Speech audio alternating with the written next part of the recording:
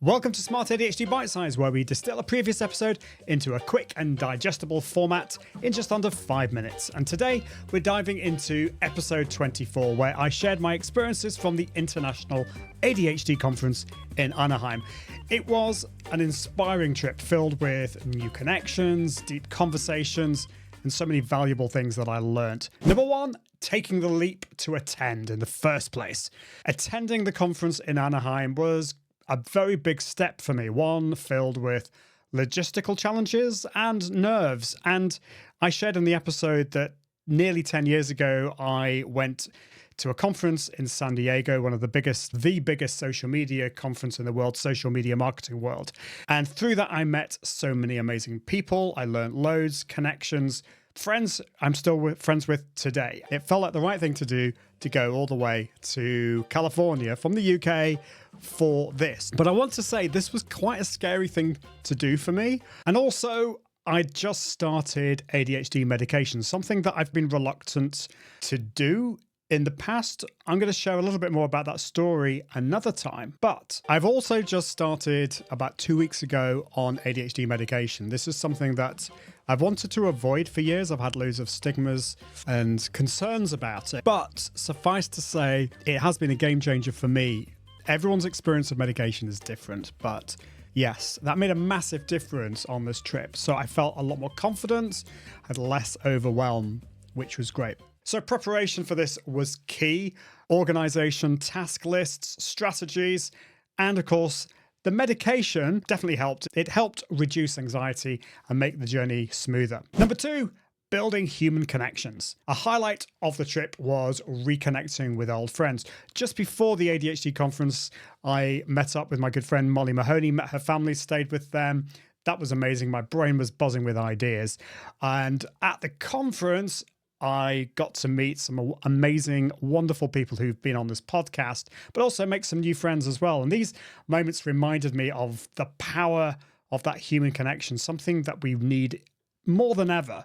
It helps you spark that creativity and inspiration. I got to meet Tamara, who's been on the show many times, who's a wonderful friend. She's our coach.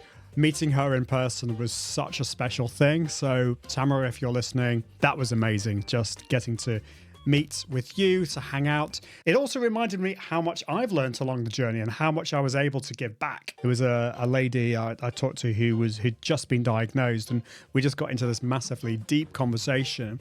And I felt that I was able to offer a lot of encouragement, help, and advice, even though I feel I'm still on this journey. I'm still learning. I'm no expert as well. Conversations at the conference gave that mutual understanding and support, proving like how important it is to connect with like-minded people in person. Number three, the unique power of the ADHD community. Being in a space surrounded by others with ADHD was profoundly affirming. We just felt comfortable in who we are. We're so used to having to mask our symptoms. So people walking one direction, then suddenly remembering, actually, I'm going the wrong way, going the other way. How many times have I done that? So that was wonderful, seeing people created this kind of truly unique and supportive environment. The power of being surrounded by so many people with ADHD, it's not something you get to experience. That connectedness, that understanding was so important. I had a smile on my face so much of the time. It was just wonderful. The experience of unmasking and being around others who truly get it was one of the most impactful parts of the conference, and I'll never forget it. Yes, I did learn a lot. Meeting people was amazing, but that was truly magical. Number four, key takeaways from the talks. The conference sessions offered loads of really interesting insights. There was a talk from Dr. Nate Page on burnout, and Dr. Anna Vagan on resilience and perseverance were great. And also Tamara's talk on the nervous system.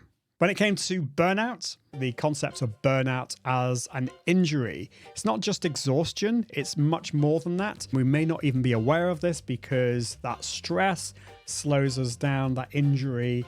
And the longer we are in this stage, the more we push ourselves, the longer it will actually take to heal. And resilience and perseverance, these skills need to be built. They're not things like resilience and perseverance are not things that we're necessarily born with.